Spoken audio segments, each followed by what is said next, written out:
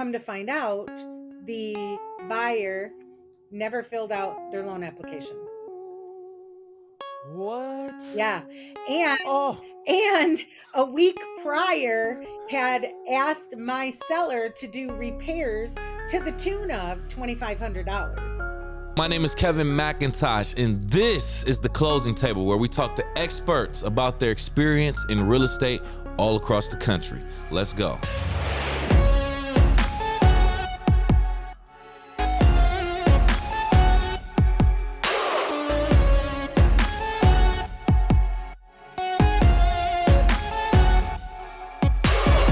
Welcome back to the Closing Table. I'm your host, Kevin C. McIntosh, and joining us on this episode, giving us the opportunity to pick her brain, we have the pleasure of speaking with Julie Reisner. How are you, Julie? Good, Kevin. How are you today?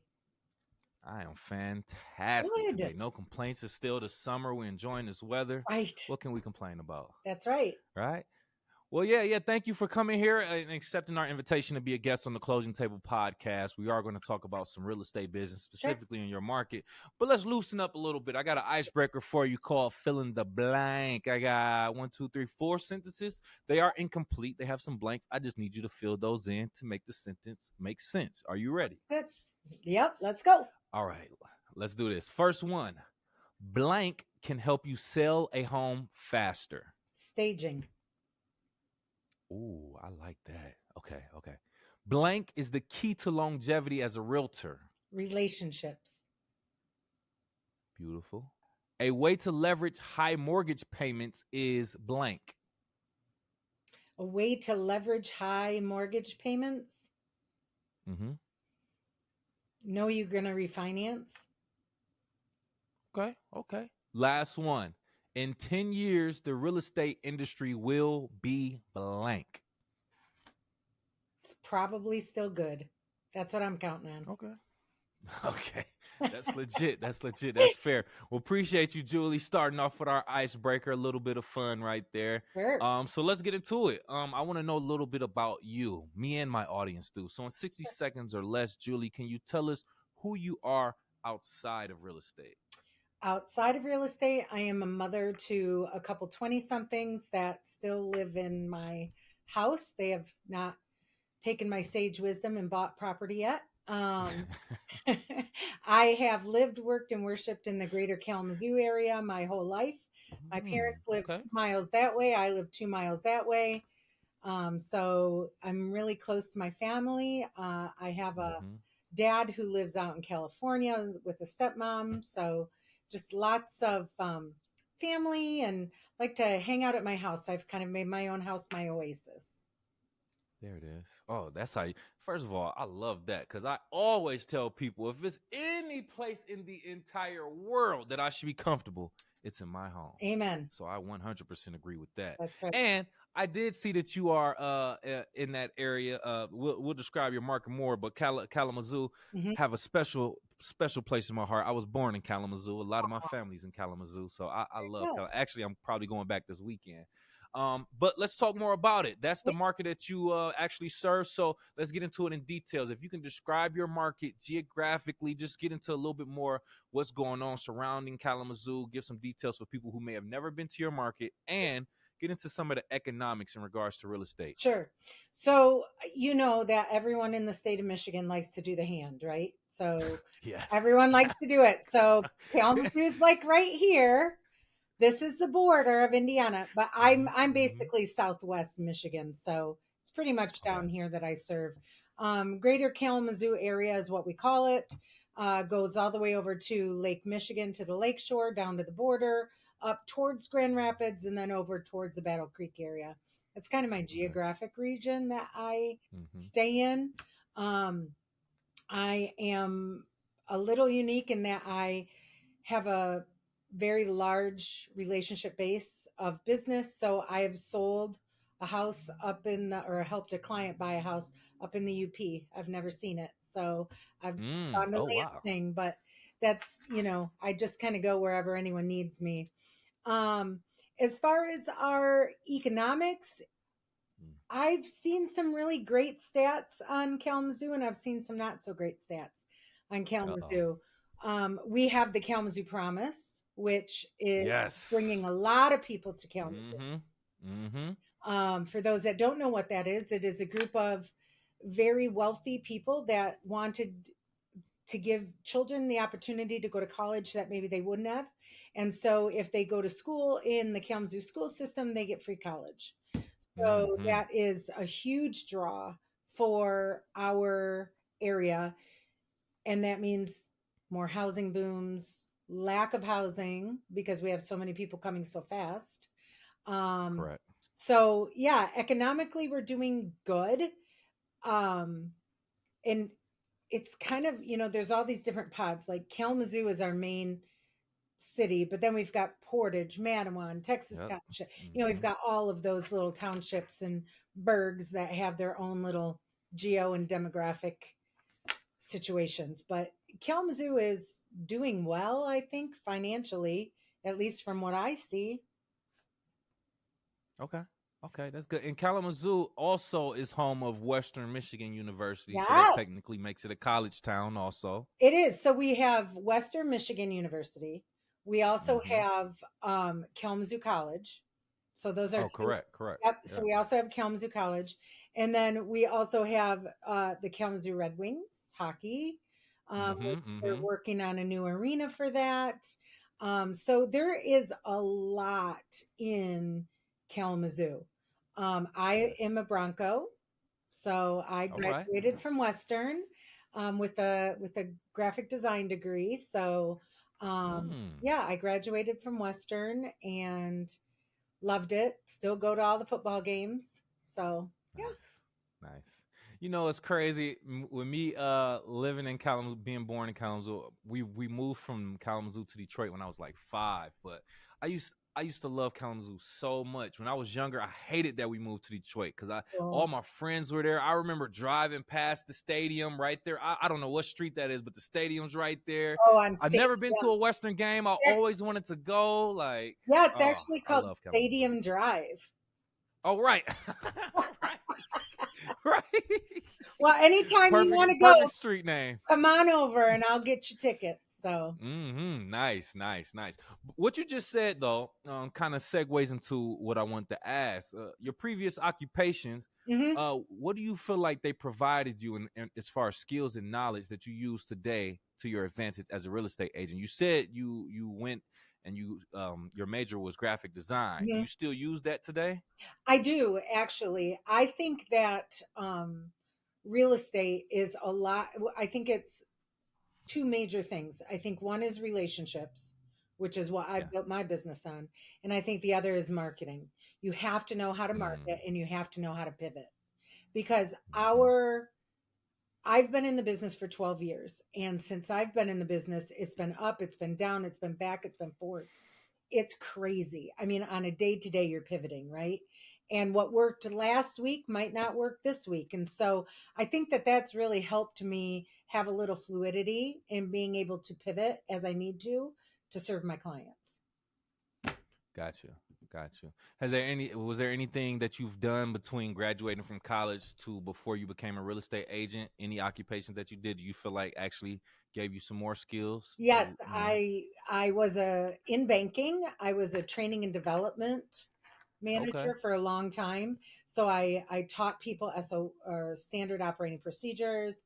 I onboarded Mm, people. I helped find best practices, those kind of things. And so I think that really helped refine my position now as a broker and I'm bringing agents on. It's really helping me to understand what they need from me. right, right, right. Hmm. I love asking that question for one because not too many people go straight from high school into being a real estate agent. Some do, but not too many. Hmm. So you have those periods where you're going to a few different occupations or a few Hmm. different, career changes until you get there. And if you are very, in tune to what you're doing, sometimes you can pick skills, different knowledges from those occupations Yeah. and then apply it to what you're doing in real estate and it can help you be successful. Yeah, I was when I was working at a local credit union who's still in business.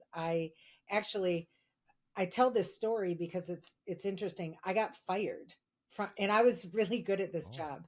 And one day I was the person that came in and they took me into HR and they fired me. Still not 100% sure why.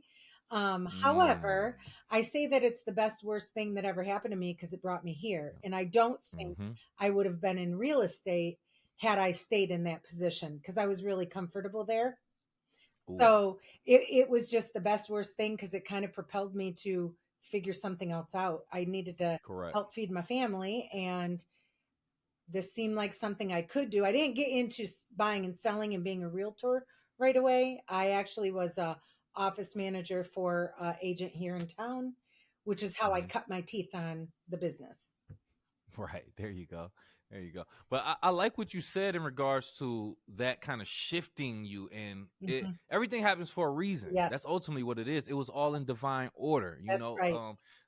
It's the same thing with my previous occupation. I was recently let go for financial reasons or whatever the case, but it landed me here also. So Exactly. I feel way more comfortable here than I did at my last position. So Right. I get it. Yeah. I get it. Yep. It's all a purpose. Yes. Managing a brokerage can be I'm sorry, were you saying No, something? it is. There's a bigger purpose. I'm just thankful I'm not the one running the ship.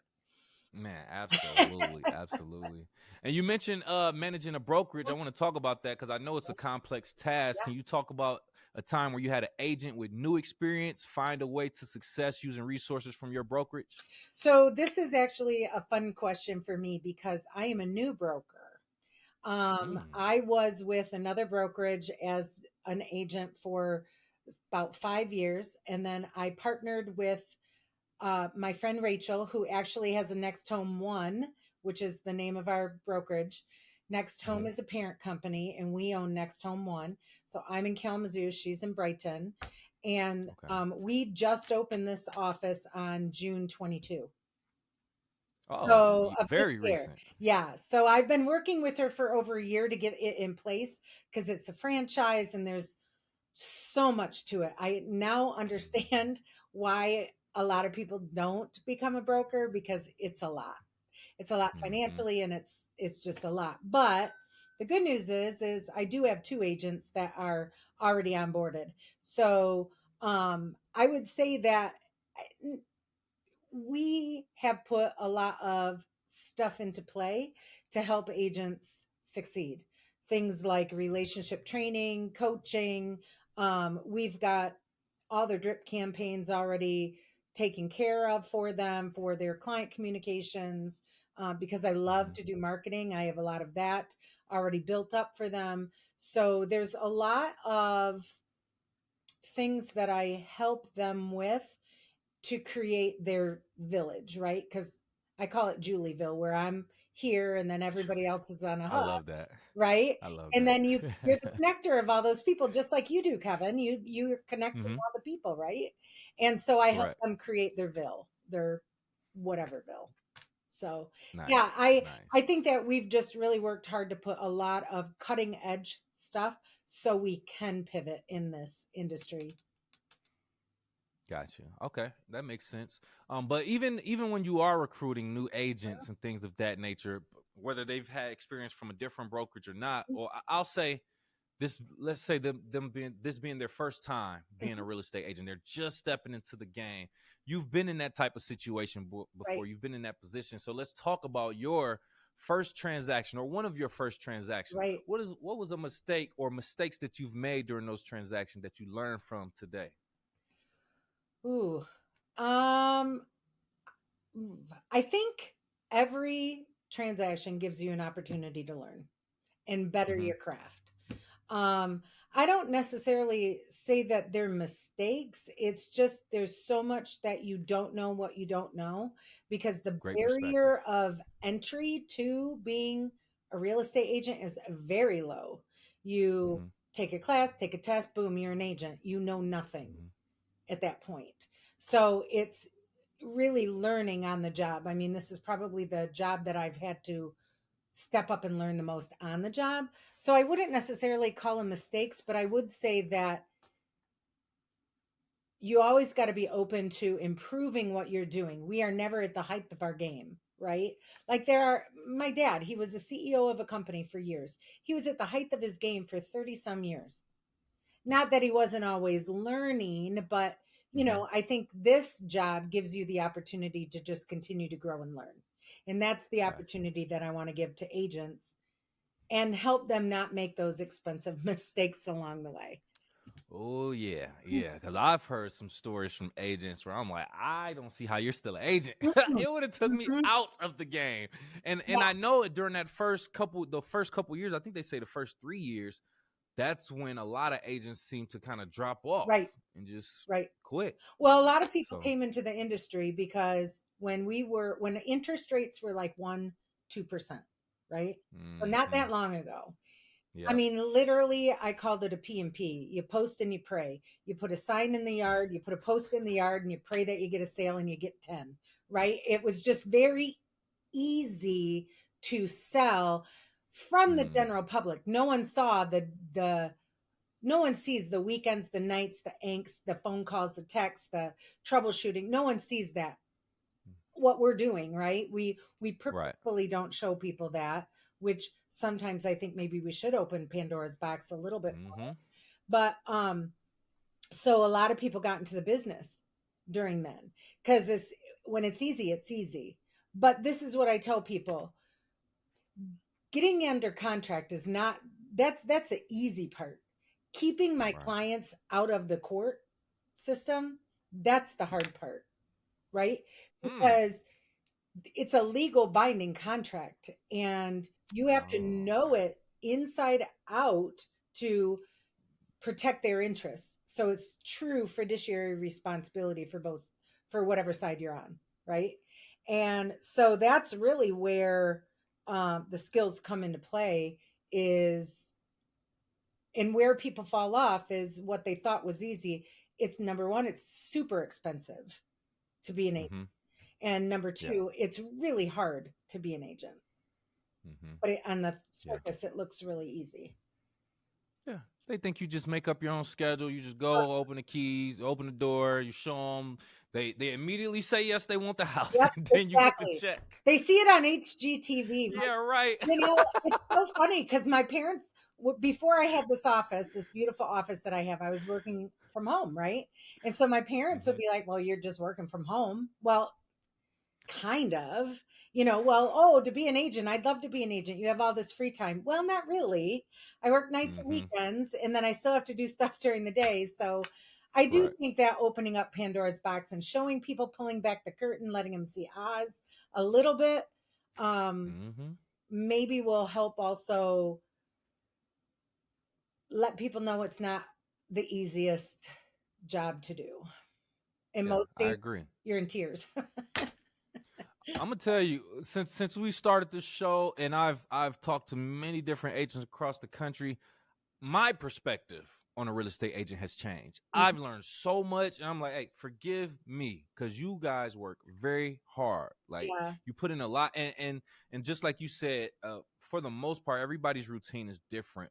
But what you said in regards to you work evenings, nights, and weekends, Hmm. that's because most people work 9 to 5 Monday Right. through Friday, and they aren't able to even look at homes Right. until after that. So that's the evening, night, and Yep. then weekends is when they're free. So Yep. then that takes up your time. So hey, trust me, I get Yeah. it. Kudos to you doing your job. We appreciate that. Yes. You set a goal to get at least 60 people into a home in Yes. 2023 and even have a visual image to track and show that progress. I saw that and I like that. How do you use tactics like this to push the goal with the entire team, and what other methods do you use to measure and track success? I think the biggest thing is success for me. It has a number. I did say 60 in 2023. I think last year I did 54. So it's an obtainable goal. Um, for me, though, I don't make money when I don't buy and sell houses. My Mm-hmm. agents don't make money when they don't buy and sell houses. However, we want to sell the right house to the right person. And Right. so it's really motivating myself and my clients to get to know or I'm sorry, myself and my agents to get to know our clients to make sure we're helping them make healthy house decisions. So Gotcha. that's one of the things that we use, and that's just a visual tracker. Um, Mm-hmm. but I think a lot of it is just building the relationship and having the conversation, right? And what are their financial goals? I have this whole spreadsheet that if you, Kevin, came on and said, "Hey, I want to be a realtor. I want to make 100,000 a year." I have this whole spreadsheet. We can plug that in based on average price per market, average commissions, what your splits are, all that. And almost drilled down to how many face-to-face interactions you're going to need to have per day to hit those goals. Mm. So, Mm. so I have some of those, I like to call them, arrows in my quiver too, so I can help agents meet their financial goals too. Love that. Love that. So that's a play on a phrase that I love to say all the time: law of averages. The Mm-hmm. more people, the more interactions that you make, the more likely that you'll, meet the goal of whatever you're trying to do, Right. essentially, when you're trying to service others. Right. So, yeah, Yep. I love that approach. Yep. Well, I want to go back real quick because you mentioned something, and I had to write this down. You mentioned something about doing your job to keep your clients out of court. Oh yeah. That I haven't heard about that, but that is a big thing when it Big comes thing. to real estate because, like you said, there's a lot of legal jargon and terms and paperwork that goes into it. Have you had a situation where a client did have to go to court for a transaction or something that dealt with a transaction? I have had it threatened, but I have Ooh, not been actually. None of my clients have actually gone to court, okay, but I have had okay. it threatened. I mean, you get that threat all the time. It's What is the threat exactly? Well, the threat is To usually it has to do with performance. mm, Like example, I just had a transaction that fell apart. I right. represented the seller. The buyer was represented by somebody else. The buyer did Mm-hmm. not perform, meaning there are Mm, benchmarks. Once you go under a legal binding contract, they have inspection windows or contingencies, we call them. correct. They have a financial contingency. There's an appraisal. There's these benchmarks along the way. And if somebody's not hitting them, they're not performing, we don't get to the closing table. And my client now has their house off the market for a month. Ooh, So, okay. what's the repercussion on that? And then we got about a week away from closing, and come to find out, the buyer never filled out their loan application. What? Yeah. And Oh, and a week prior had asked my seller to do repairs to the tune of $2,500. But yet they weren't what? even performing on their end. So in that case, it was me fighting for my seller, going, what the heck?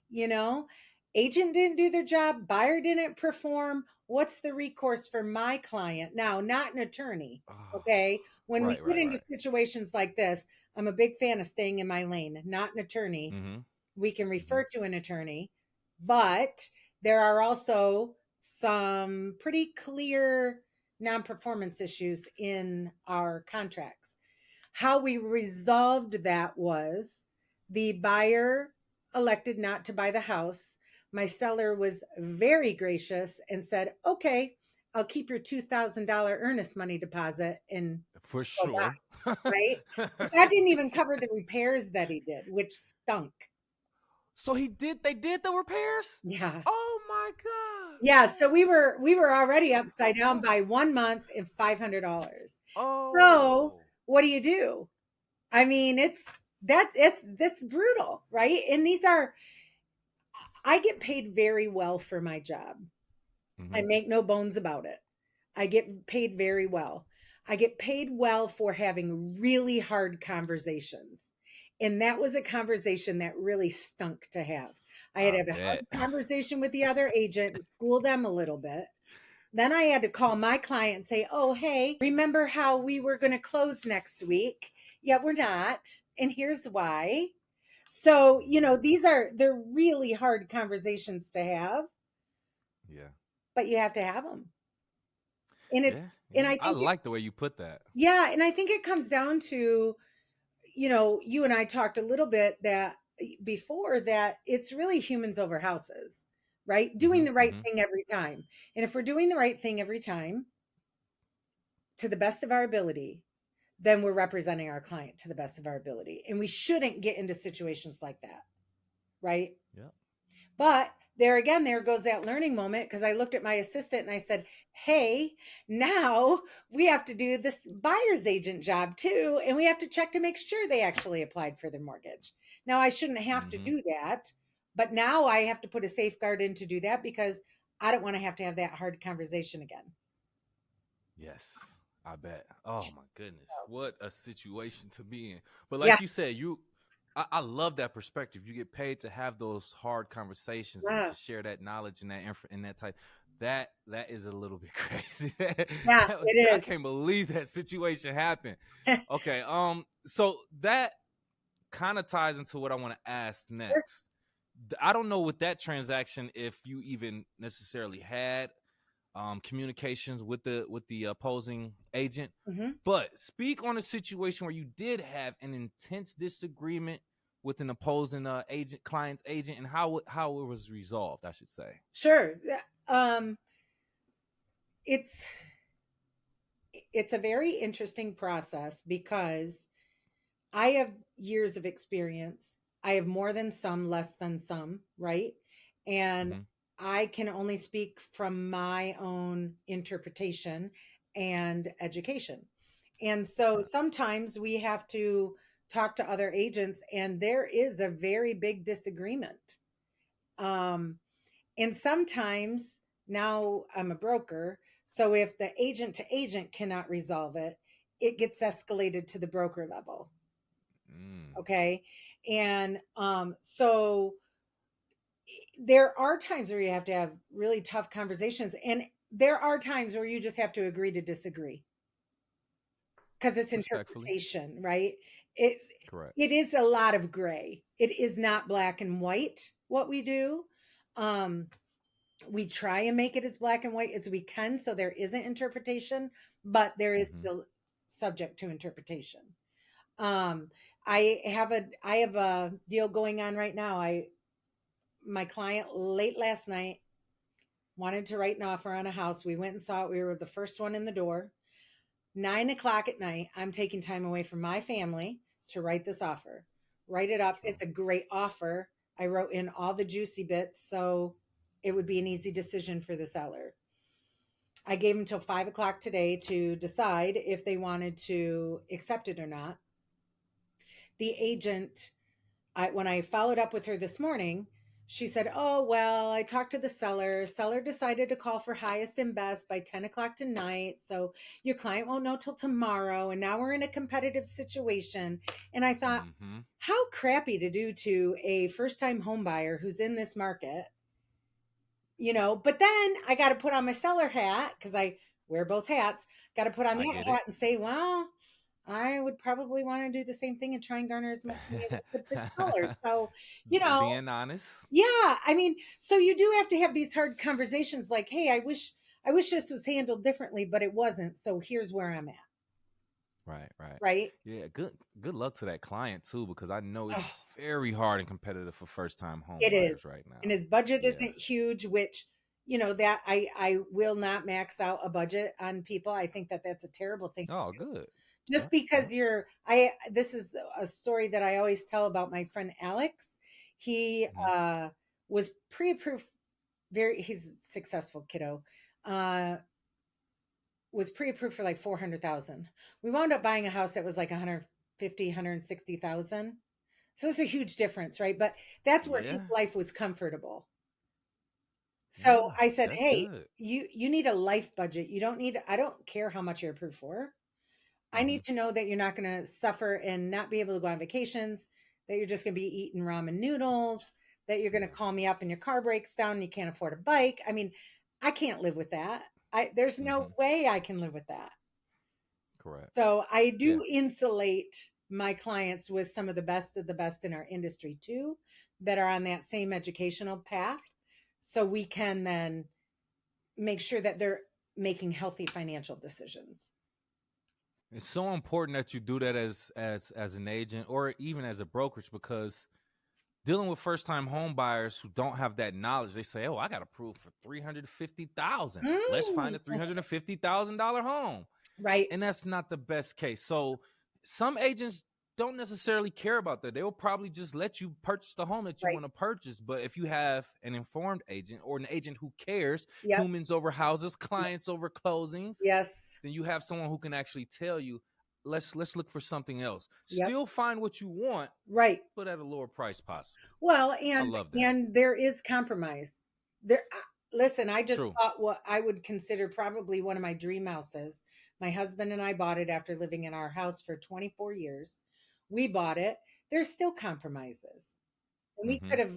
we Mm-hmm. could have bought whatever we wanted, but we compromised because we wanted this neighborhood, this style house, And now here we are working on it and we'll get it to where we want it. So the problem is television, to be honest with you. Oh, we're going to go see three houses. We're going to pick one and they're going to accept our offer and it's all going to be unicorns and rainbows after that. No, it's really not. It sucks. It can suck. Yes. Homeownership can suck. It sucks. It sucks. I mean, I had a first time home buyer text me this. I checked in with them. They've been in their house for a couple months. I'm like, how's it Mhm. going? It's great, except for our basement floods when it rains really hard. I'm like, oh man. But we knew there was a deficiency in so I talked them through it and they're like, you're the first person that actually gave us solutions. Like you Okay. didn't just There you say, go. oh, okay, it's $30,000 to waterproof your basement. That isn't what they need, even though that's what people have been telling them. So I gave them a couple different lower cost solutions. That's what I'm here for. And I want to be long after the transaction. That's why I train my agents. Like, we are not a one and done shop. There you go. Don't turn and burn this. This is a relationship you're building, and you want to build your ville so they keep coming back to you. Correct. And refer other people. Refer their Oh, close yeah. friends and family. Yeah. Did, 100%. did I tell you, Kevin, that I do not like cats? You don't like cats? No, that's a new one. I know, right? So I just don't care for them, right? But Okay. this is why I tell this story, and this is why it's so important to create your ville, right? Like Julieville. Okay. So I Mhm. had a client call me and she said, you know everybody. Well, I know a few people, right? She goes, I'm looking for a barn cat. And I thought, if you knew me at all, you would not be asking me this for a cat. I don't like them, right? Well, it turns out somebody in my ville just had a litter of kittens. So I was able to connect Ah. those two people. It had nothing to do with real estate, but my point is I became the contact for them. Mhm. And I was able to connect the dots. And that's what I'm The training dot my agents. connector. That's what I was going to Yeah, say. Yep. yeah. And that's what I'm Mhm. training my agents to do. You just have to be the resource. You don't have to have Okay. the answer. You just have to be the resource that they come to and they Ooh. think of all the time. And I'm very blessed to have that happen a lot, even with cats. That was a bar. That was a bar, Julie. You don't have to have the answer. You got to be the resource. Yep. Man, can we write that down somewhere? 'Cause that was a bar. Okay. Yep. I want to talk about these events that you host. You've hosted virtual events called Open Mic that educate potential home buyers and sellers about programs and resources that are available. How does this add value to your brand, and how do you measure the ROI on hosting this event? Ooh, that's a great question. ROI is something that's really hard to measure in some ways. Mm-hmm.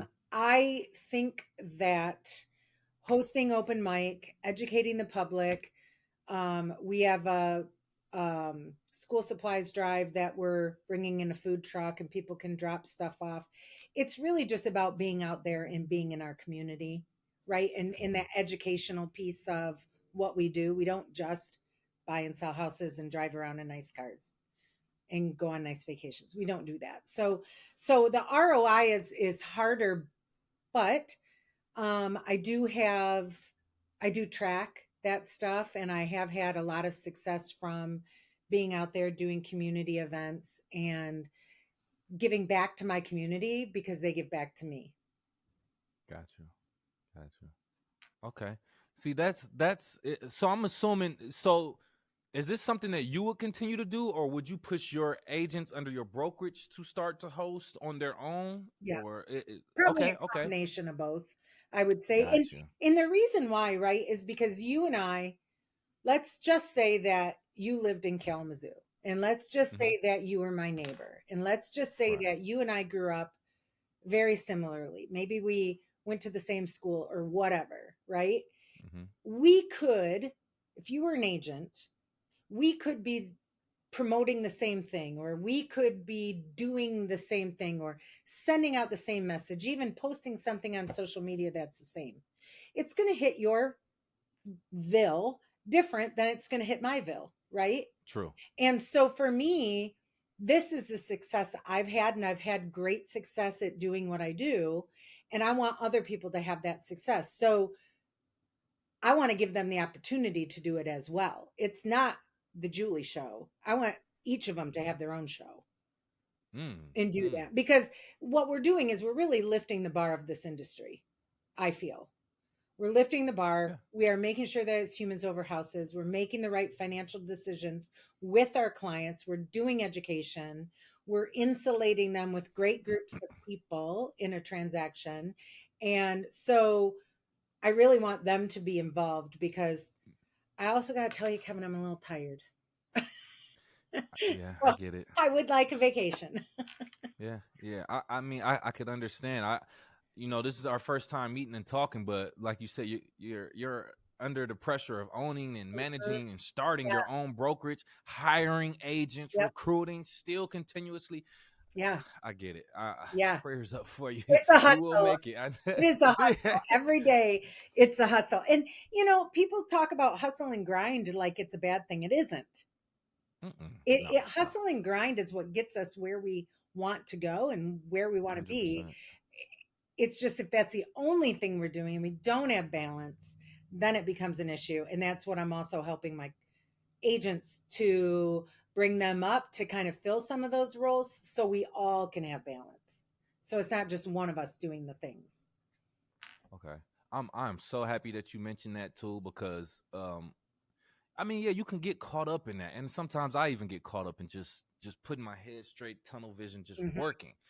But I have to, you got to have that balance, because I still have a family that that needs me. Yep. So I got to balance that life too, and then others, and like we mentioned before, being a real estate agent, you make up your own schedule. You're responsible for your success and things like that. So I can see it being very easy as an agent or even as a broker to really just get tied in tunnel Sure. vision and just like lose your balance sometimes. We've had this talk on this platform a few times about that balance Mhm. between work life. So it's good that you're aware of that, you're conscious of it, and you also make it a plan to really push that towards your agents on your Mhm. team also to have Yeah. that balance. I love to hear that. Yep. We spoke about pets. Yep. You are a pet lover of sorts, minus Yes. the cats, at least. Yes. That's right. So you believe pets and home ownership go hand in hand. How do Yep. you ensure that your brokerage creates a pet friendly environment for both your clients and agents? And how do you leverage this unique perspective to attract agents to your brokerage? Yep. So the first thing is, I have a 5 pound Yorkshire Terrier named Oliver. Actually, his Hmm. full name is Sir Oliver of Yorkshire, but he is usually here with me in the office. He's actually at home with his daddy today. But Okay.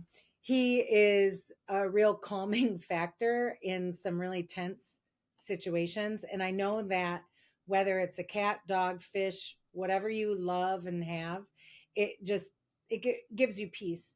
And that's what we really want to bring to the house too, right? We want to bring peace. Mm-hmm. And so allowing people to, so many people, they have their COVID dog babies, right? And they live in these apartments, and then they can't have their dog, or they can't have something that comforts them. Yep. And Yep. really, when we go, the number one thing that I would say first time home buyers tell me they want is a fenced yard for their dog. I can see that. I and can see and that. so then I, if there's no fence, then I just put him in touch with the contractor. But I think it's really just a shtick to kind of set us apart and not get lost in the noise. Next Mm-hmm. home, they decided that it's a logo's a logo, but a mascot is what people really are attracted to. And so our mascot is Luke. the dog. He's a little Frenchie. He's a cute orange Frenchie. And so we Mm-hmm. have him out too. And I just think it's really important that if people need a home for themselves, for their pets, for their kids, for their parents, or whatever that looks like, I'll help them get there. My agents will help them get there. We always keep that in the forefront. Yes, yes. Pets are they're family too. They are. Pets are They family are. too, as a matter of fact. I haven't had a pet in a while, a dog or anything in a very long time. But once I get to homeowner status, which we're in the process of doing, Yay. that's what I want. I want that same thing like you said. I Yep. want that yard with the fence also Yeah. ideally, but I know you have to, like we said, compromise. Right. But Right. ultimately, yeah, I completely understand that. I Mm-hmm. completely understand that. Yep. Yep. I want to ask you this question. It just randomly came to me. I think from something that you said earlier. Mm-hmm. Do you have any regrets in your career? You said you don't have any mistakes. You don't see them as mistakes. But what about regrets? I don't. Okay. Gosh, should Okay. I? Now you're making me question myself. No, no, no, no. I just want to ask because I mean, like you said, a mistake is technically subjective, Right. right? You don't Right. necessarily have to claim it as a mistake. You like you Right. said, it could be a learning lesson or something like that. Right. But I don't want to say a mistake and regret are the same thing. They could Right. be, in hindsight, I wish I would have done this different. Not to say that it was a mistake, but I wish I would Well, have done this different I type mean, thing. I think in life you have that, right? I mean, I wish I did this Understood. different or wish I did that different. But Mm-hmm.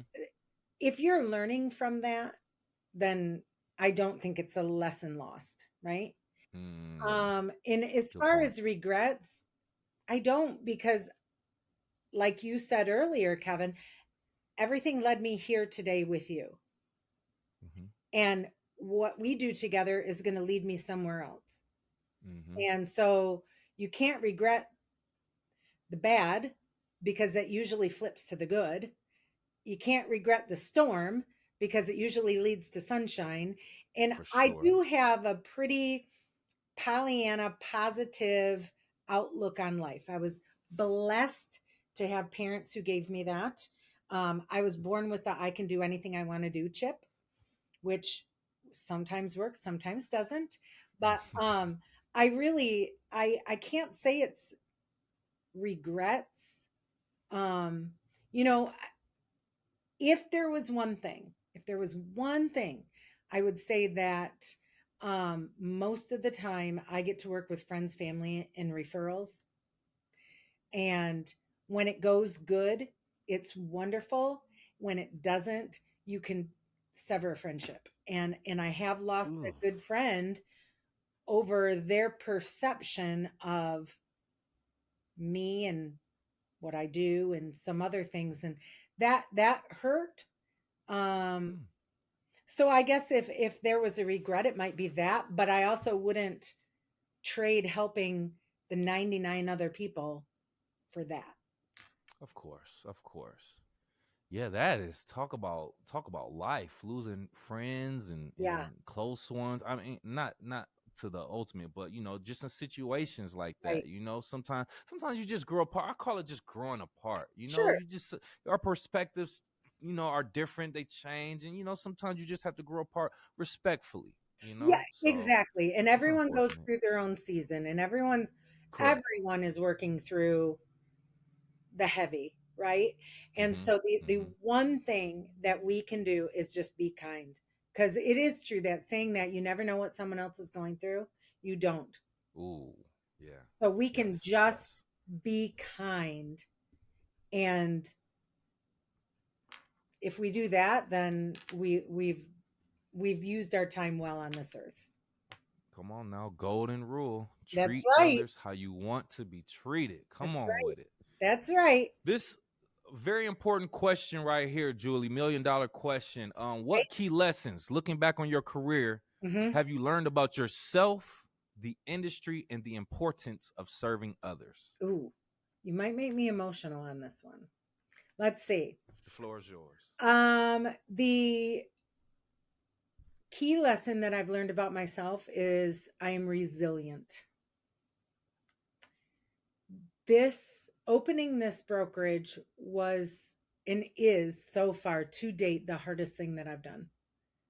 Um, it is hard mentally, physically, financially. It is, there's so much self doubt that comes with it. Like one moment you're Mm. riding high and everything is falling into place. And in the next moment, it's a dumpster fire. And so it's just very emotional and you have to be able to have the strength to ride through that. And Mm-hmm. so the key lessons I learned about myself is I'm very resilient. And if I want to do it, I will do it. Okay. Um, Okay. Also, that this industry, there's a lot of good and a lot of bad. I have Mm-hmm. learned to surround myself with some truly amazing people, both in the industry and outside of the industry. But, I have a friend and I see her often and I say to her, the thing that brings me the most joy when I see you, and she's not in real estate, but the thing that brings me the most joy is when I walk in here, I know I'm not judged. I know I'm accepted for me. I don't have to change anything about me. Mm-hmm. And how refreshing is that? Because we don't get that in a lot of space, right? That's 100% correct. And so I think that, the importance of serving others is cultivating that space for someone else. Come as you are, be who you are, be Mm-hmm. accepted for who you are. This this world is such a better place because not everyone looks like me, walks like me, talks like me, and acts like me. It's so much better because of that. And I True. celebrate that diversity. And so I think that's another key lesson is just everybody has their own path. And I, am fortunate enough to help them get to home ownership if that's the path they want to go down. And sometimes I have to just simply tell them no, it's not the right time. Hmm. Oh, okay. So, Interesting. Interesting. mhm. We love it, but it's all honesty. It's all genuine, Yeah. and it helps others. Yep. Great response. Great. We appreciate it. We love it. Thank you so much, Julie, for Oh, accepting our thank invitation and you. pulling up a chair to the Yes. closing table. At this point, if you have any last words and or want to tell people how to reach out to you, please do so now. Yes, I am big on social media, Facebook, because that's how old I am. So you can find me there, Julie Reisner, and my tag is Julie Sells Kazoo, KZOO. Mm-hmm. And Mm-hmm. you can find my number if you just Google me. But I love to make connections with people all over the country. And some of my dearest colleagues don't live in my state. And that makes it really fun to do business. So I just love the connections in building my Julieville.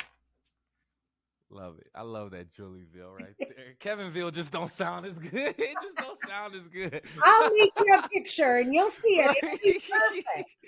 That might be Kevin Town or something like There that. you I don't go. know. It I'll can be. figure it out. Yeah. Yeah. Well, thank you, Julie, again for being a guest on the closing table. For our YouTube audience, if you've gotten to this point of the video, do us both a favor and give us the like button, please and thank you. It looks like a thumb hitchhiking or something like that. Make sure you also share the content and subscribe to our channel. And if you are listening on Apple, Spotify, or any other podcast platforms, please do the same. Give us a like, a 5-star rating, and subscribe for our latest content. Julie, I'm going to leave our audience with a question to get their minds going before they leave the chat. So this is for Okay. you, audience. What tools does your brokerage provide that makes it valuable, or that makes it a valuable resource for you as an agent? Don't tell us now. Leave it in the comments below. Besides that, I'll talk to you next time.